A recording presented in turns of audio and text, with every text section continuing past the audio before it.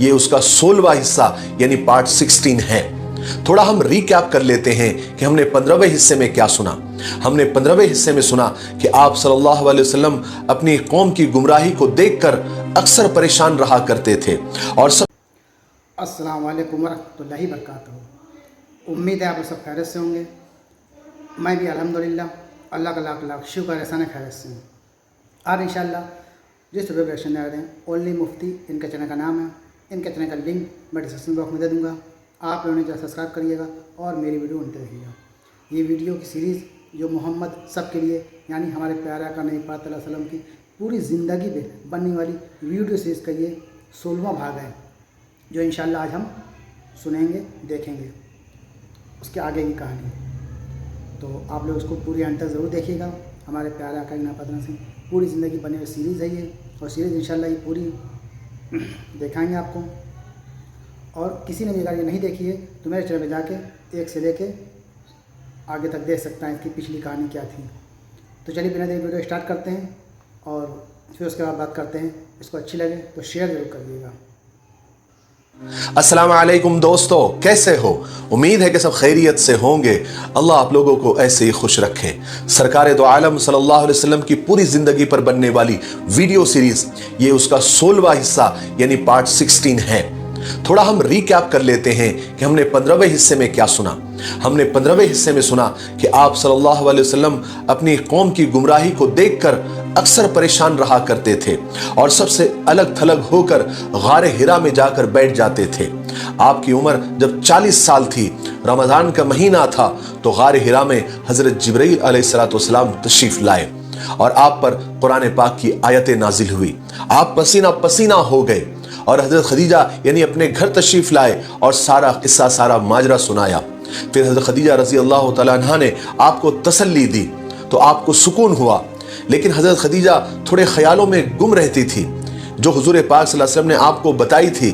اس لیے اپنے چچا زاد بھائی جو بہت بڑے عالم تھے جن کا نام ورقہ بن نوفل تھا، ان کے پاس ملنے کے لیے گئی۔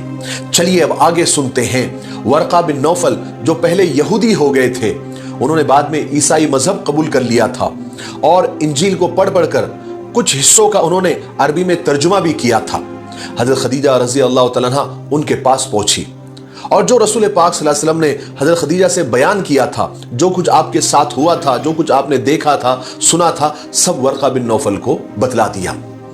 ورقہ بن نوفل نے جب یہ ساری باتیں سنی تو ایک دم پکار اٹھے، قدوس قدوس یعنی پاک ہے، پاک ہے، اور کہا کہ خدیجہ قسم ہے اس ذات کی جس کے قبضے میں میری جان ہے، تم نے اگر جو باتیں کہی ہیں اگر وہ سچ ہے، صحیح ہے، تو سمجھ لو کہ محمد کے پاس بھی وہی فرشتہ آیا ہے جو موسیٰ کے پاس آیا تھا، اور خدیجہ میرا یقین کرو محمد اس امت کے آخری نبی ہے، یہ وہی نبی ہے جس کی خوشخبری حضرت عیسیٰ علیہ السلام نے بھی دی تھی، میری طرف سے محمد کو مبارکبادی پیش کر دینا۔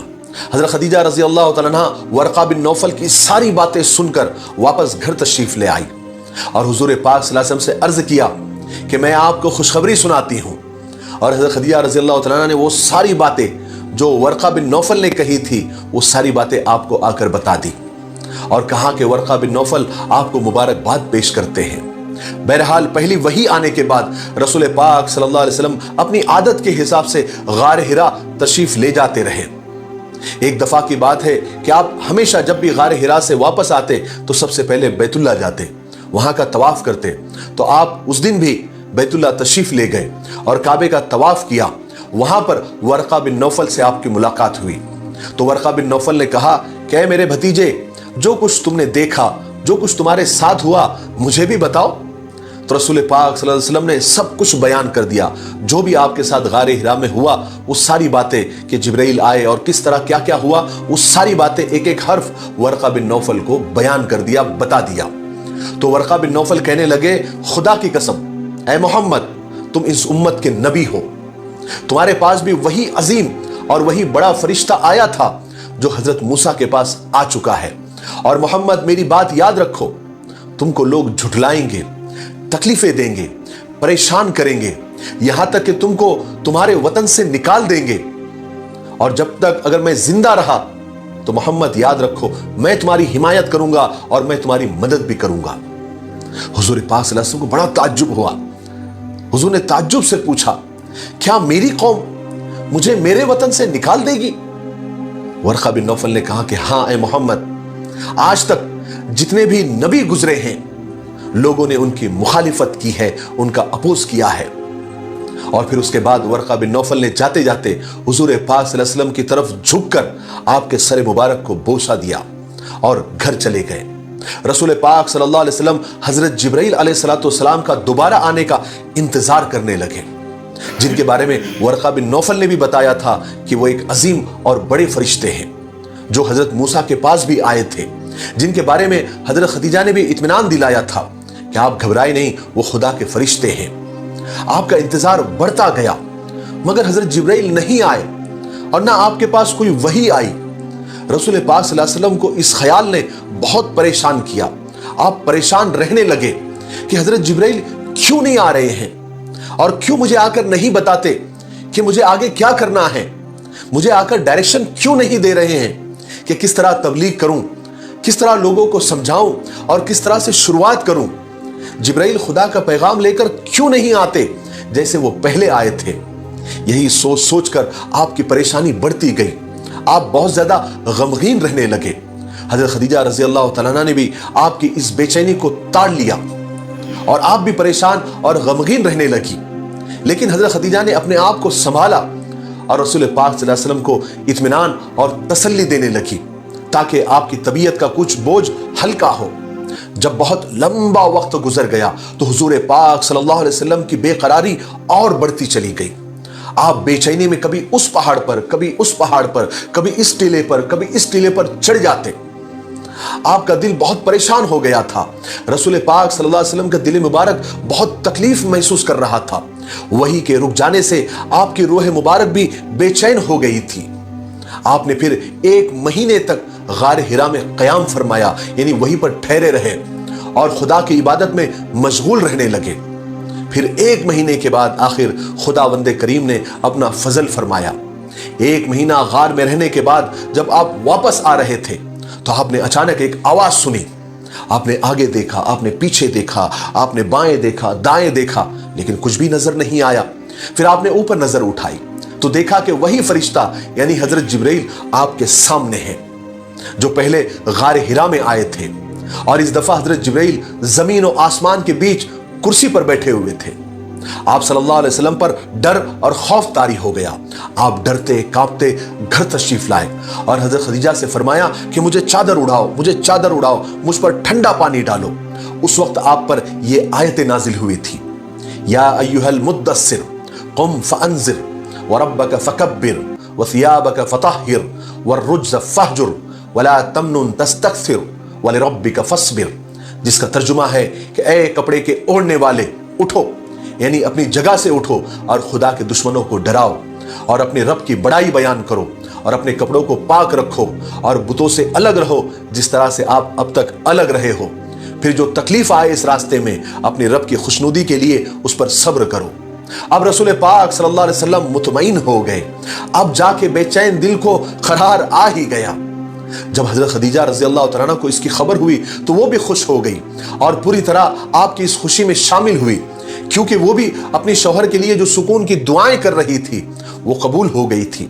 खुदा ने वो नेमत अता कर दी थी जिसके बंद हो जाने से आप सल्लल्लाहु अलैहि वसल्लम बेचैन थे। फिर रसूल पाक सल्लल्लाहु अलैहि वसल्लम पर वही आते रही जिसके जरिए कुरान पाक की आयतें आप सीखते रहे और खुदा ने आपको जो काम सुपुर्द कर दिया था उसके बारे में जिब्राइल अलैहिस्सलाम आपके पास खुदा के अहकाम लाते रहे। हजरत जिब्राइल अलैहिस्सलाम ने हुजूर पाक सल्लल्लाहु अलैहि वसल्लम को वजू करने का और नमाज पढ़ने का तरीका सिखलाया। एक मर्तबा जब आप मक्का के एक ऊंची जगह पर थे तो हजरत जिब्राइल अलैहिस्सलाम आपके पास आए और आपके सामने ही वजू किया ताकि आप देख ले कि नमाज के लिए किस तरह पाकी हासिल की जाती है। फिर हजरत जिब्राइल अलैहिस्सलाम ने खड़े होकर नमाज पढ़ी और आप सल्लल्लाहु अलैहि वसल्लम ने भी हजरत जिब्राइल के साथ नमाज पढ़ी। हजरत जिब्राइल इमाम थे और आप मुक्तदी थे। उसके बाद ये सब तरीका सिखाकर हजरत जिब्राइल चले गए। चुनांचे रसूल पाक सल्लल्लाहु अलैहि वसल्लम हजरत खदीजा के पास आए और उनके सामने भी उसी तरह वजू किया जिस तरह हजरत जिब्राइल अलैहिस्सलाम ने किया था। تاکہ حضرت خدیجہ کو بھی معلوم ہو جائے کہ نماز کے لیے کس طرح پاک ہونا چاہیے۔ چنانچہ حضرت خدیجہ رضی اللہ تعالیٰ عنہ نے بھی آپ کو دیکھ کر اسی طرح وضو کیا۔ اس کے بعد آپ نے کھڑے ہو کر نماز پڑھی اور حضرت خدیجہ آپ کے پیچھے اسی طرح نماز پڑھ رہی تھی جس طرح رسول خدا صلی اللہ علیہ وسلم حضرت جبرائیل کے پیچھے نماز پڑھ رہے تھے۔ حضرت علی رضی اللہ تعالیٰ عنہ چونکہ حضور کے پاس ہی رہ رہے تھے، آپ کی تربیت آپ کی پرورش میں تھے، انہوں نے جب حضور کو اور حضرت خدیجہ کو نماز پڑھتے دیکھا، کبھی رکوع کرتے دیکھا تو کبھی سجدہ کرتے دیکھا، اور قرآن پاک کی آیتیں پڑھتے ہوئے سنا، چونکہ وہ آیتیں سچائی کا راستہ دکھاتی تھی اور برائیوں سے روکتی تھی۔ حضرت علی چونکہ ابھی لڑکپن میں ہی تھے، بچے ہی تھے، وہ تعجب سے حضور پاک صلی اللہ علیہ وسلم کو اور حضرت خدیجہ کو نماز پڑھتے دیکھتے تھے۔ حضرت علی رضی اللہ تعالیٰ چونکہ حضور سے بے حد محبت کرتے تھے، آپ جو کچھ فرماتے تھے اس کو سچے دل سے قبول فرماتے تھے اور اس بات پر بھی پورا بھروسہ کرتے تھے کہ آپ جو کچھ بولتے ہیں وہ صحیح بولتے ہیں اور آپ سب کا بھلا ہی چاہتے ہیں۔ لیکن حضرت علی رضی اللہ تعالیٰ نے اس سے پہلے حضور پاک صلی اللہ علیہ وسلم کو اتنی عاجزی، اتنی انکساری سے سجدہ کرتے نہیں دیکھا تھا، اور نہ ہی اتنا پاک اور نصیحتوں سے بھرا کلام پڑھتے دیکھا اور سنا تھا۔ چنانچہ حضرت علی رضی اللہ تعالیٰ سے رہا نہیں گیا، انہوں نے حضور سے اور حضرت خدیجہ سے پوچھ ہی لیا کہ یہ سب کیا ہے۔ حضور نے فرمایا، علی، یہ خدا تعالیٰ کا سچا دین ہے، اسی کی وجہ سے خدا اپنے پیغمبر اور رسولوں کو بھیجتا ہے۔ حضرت علی بڑے غور سے اور تعجب سے آپ کی باتیں سنتے۔ چونکہ حضرت علی کا یہ بچپن کا ہی دور تھا تو ان کو بڑی حیرانی ہوتی تھی، لیکن بچے ہونے کے باوجود حضرت علی رضی اللہ تعالیٰ عنہ حضور پاک صلی اللہ علیہ وسلم کو سب سے زیادہ نیک اور سچا اور امانت دار اور دیانت دار سمجھتے تھے۔ تو دوستوں، یہ تھا ہمارا ایکشن جو ہم نے دیکھا ہمارے پیارے آقا نبی پاک صلی اللہ تعالیٰ علیہ وسلم کی پوری زندگی پہ بننے والی اس ویڈیو سیریز کا یہ 16واں بھاگ ہم نے یہ دیکھا ہے۔ اب انشاءاللہ نے چاہا تو اس کے آگے کا 17واں بھاگ میں ہم آپ سے ملاقات کریں گے، اور امید ہے ویڈیو آپ لوگوں کو اچھی لگی ہوگی۔ ویڈیو اچھی لگی ہو تو اس کو شیئر ضرور کریے گا۔ ہمیشہ اچھی باتیں چاہے کسی کے بھی ہوں اس کو شیئر کرنا چاہیے تاکہ لوگوں کو سچائی پتہ چلے، اور ہمارے پیارے آقا نبی پاک صلی اللہ علیہ وسلم کی زندگی بننے والی سیریز ہے یہ، کس طرح انہوں نے تکلیفیں اٹھا کے، کتنی پریشانیاں اٹھا کے، اب کس کے لیے؟ اپنی امت کے لیے، تو ان کے بارے میں پتہ چلنا چاہیے سب کو جس کو نہیں معلوم ہے۔ تو انشاءاللہ نے چاہا تو پھر ملیں گے نیکسٹ ویڈیو میں، تب تک کے لیے السلام علیکم ورحمۃ اللہ وبرکاتہ۔